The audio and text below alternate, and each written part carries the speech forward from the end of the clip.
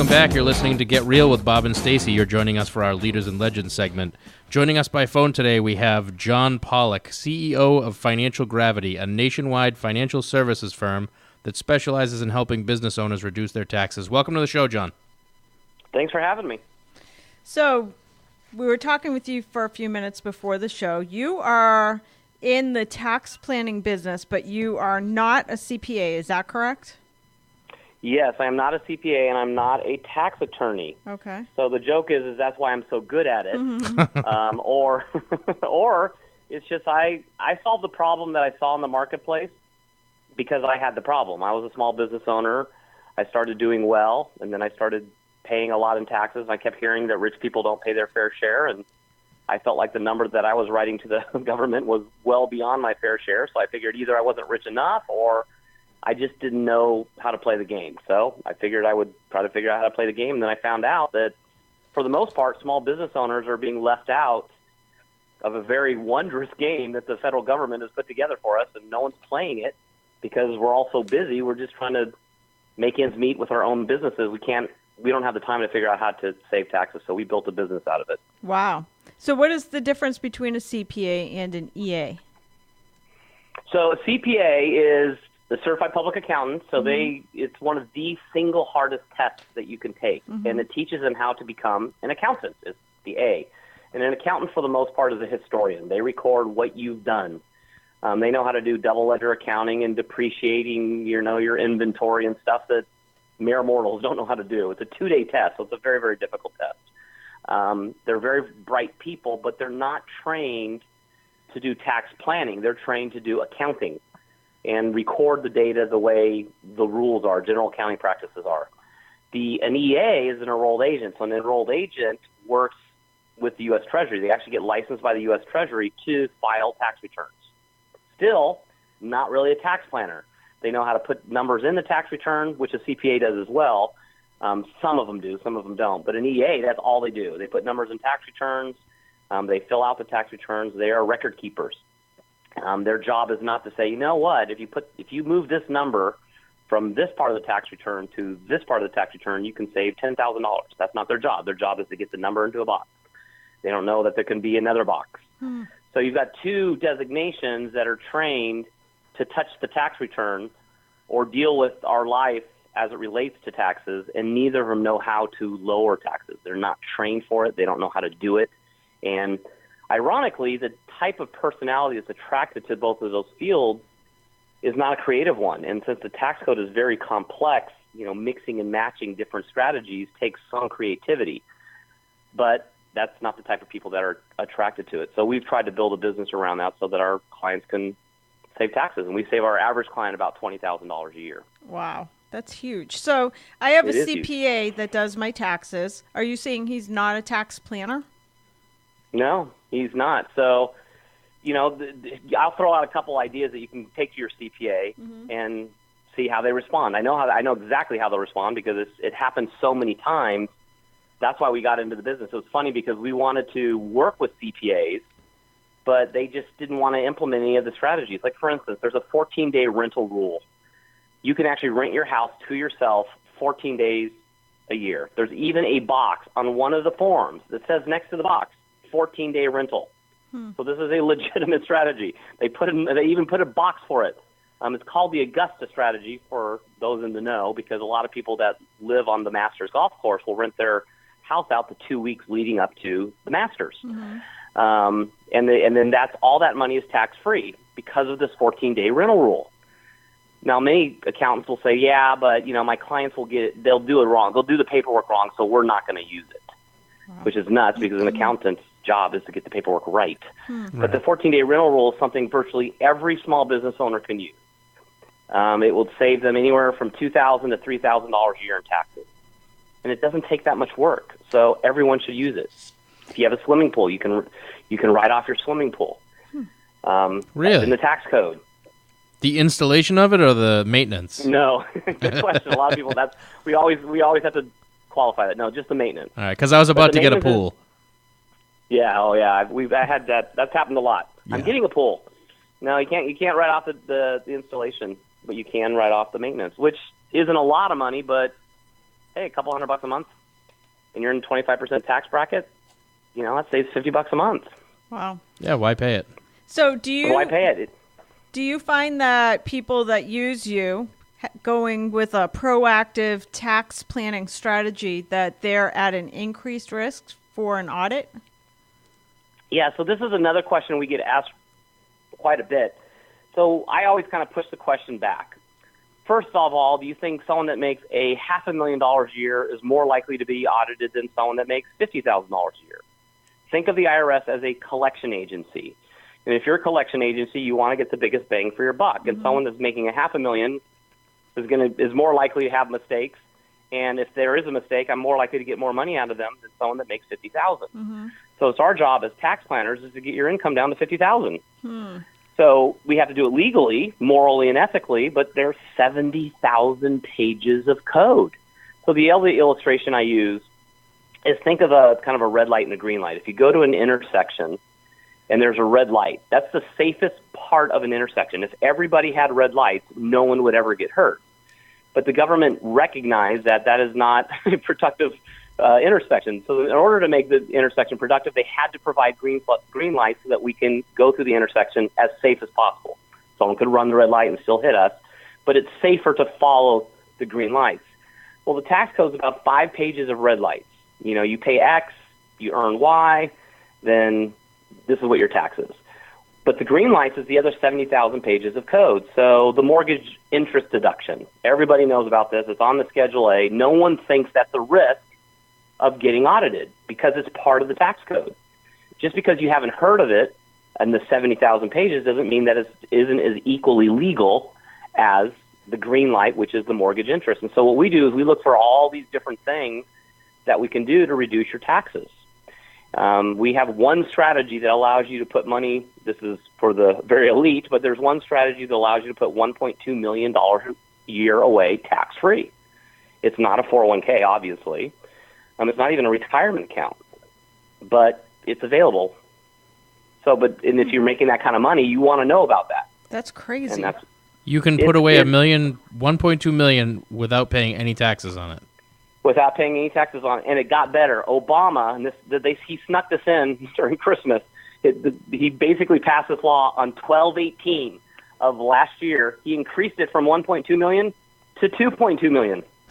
So he added $1 million. Crazy. Ironically, he added it the year he gets out of office.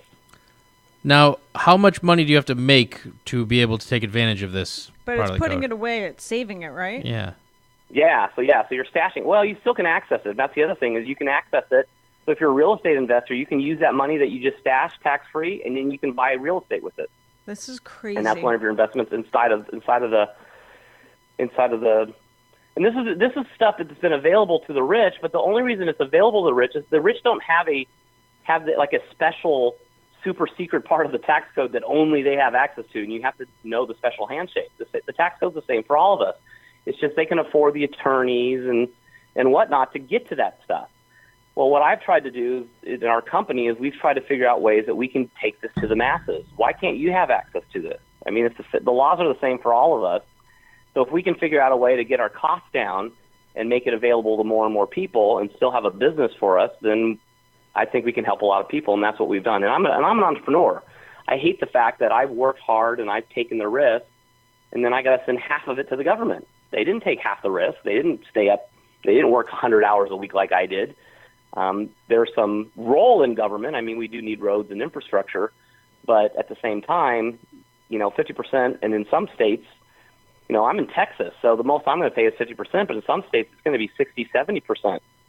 Yeah, That's not fair. It's so ridiculous. Let's play the game. This is crazy stuff. So do you actually read the tax code for fun? No. How do you find all this? I have people. I have people that read the tax code for fun. What we do and what's happened as a result of getting on radio shows like this is we've kind of become a hub. So I'll have a financial advisor that has some crazy strategy that maybe is related to life insurance or something, and they want to sell more of it. So they'll send it to us. We'll actually have tax attorneys look at it, and then we'll say, okay, it's a legitimate strategy. This is where we would use it. And then we build it into our overall system. Because the goal is not to sell product. The goal is to help you. Now, the advisor's goal is sometimes to sell product, but the goal is to help our business owners. So if the business owner comes in, we want to save them money on taxes. If a product helps them do that, that's fine, but we want to do the stuff that's not product-related first. And then if the product helps, like the one with the $1 million, I mean, that's a product, but it's so substantial, people don't care about the product. Wow. So let's talk about, for example, I've heard that a home office, that if I want to write off my home office, it's a red flag. I'm going to end up getting audited. That's true? Yeah, it's not. It hasn't been. My joke is it hasn't been true since Al Gore created the internet. Once he created the internet, we had a home office that's springing up all over the place. So here's the thing: there are 4 different ways to write off a home office.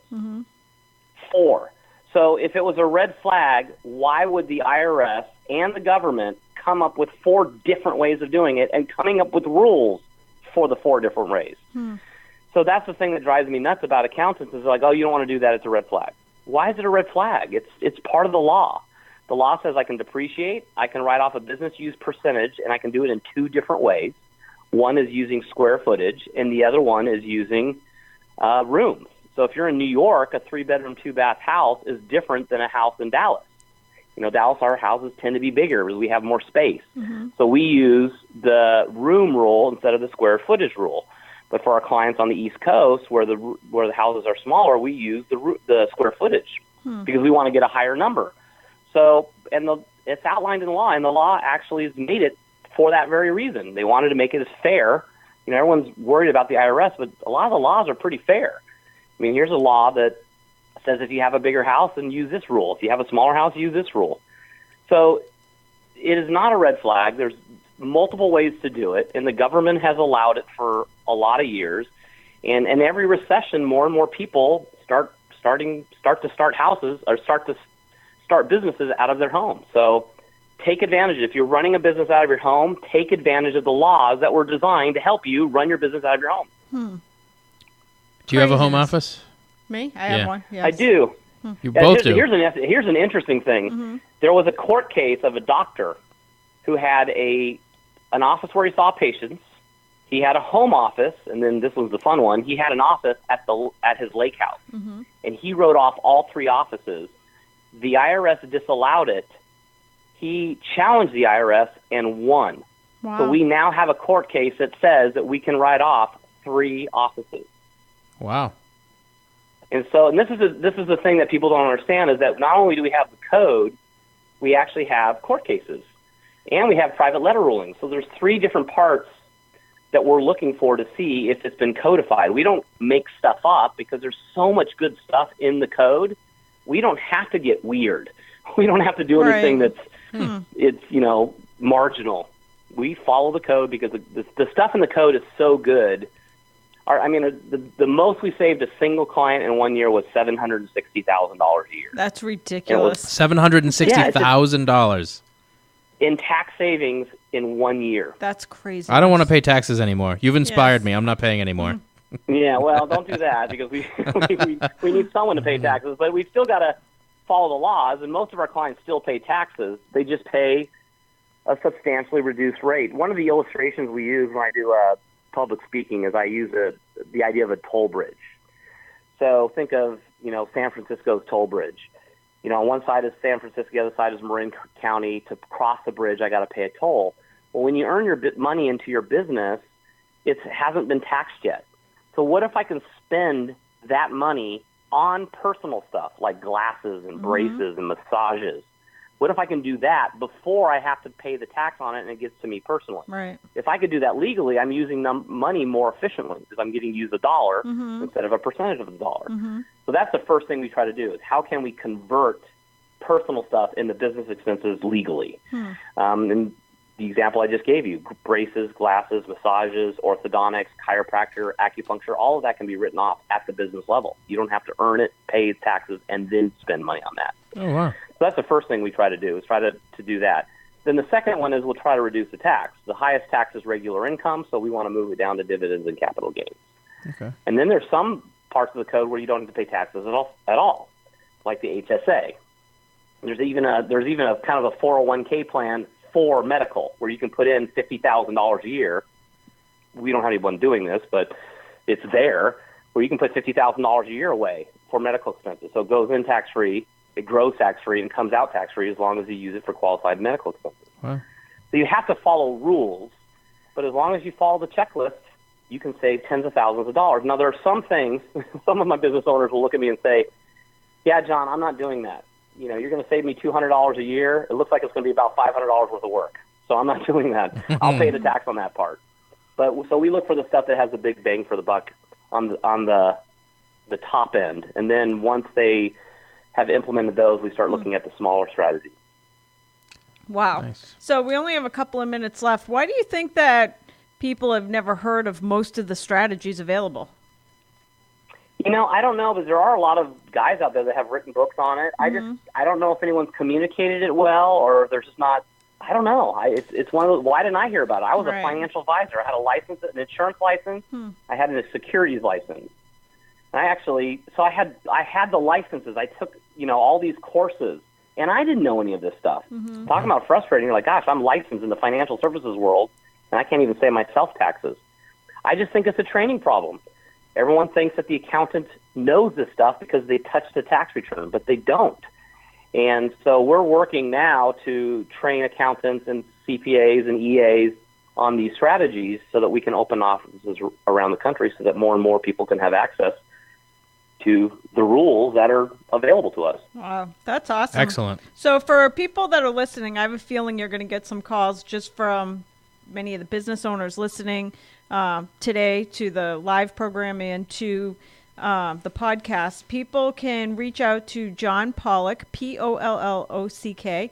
It's johnpollocinc.com, or you can find him on Facebook at facebook.com/financial gravity. He's also on Twitter at John Pollock Inc. So thank you for joining us. Lots of great stuff. I think Bob and I will probably end up calling you Yes, too. we will. We will. Thanks, John. I'll be here. That's going to do Thank it you. for this edition of Get Real. Join us again next weekend for more.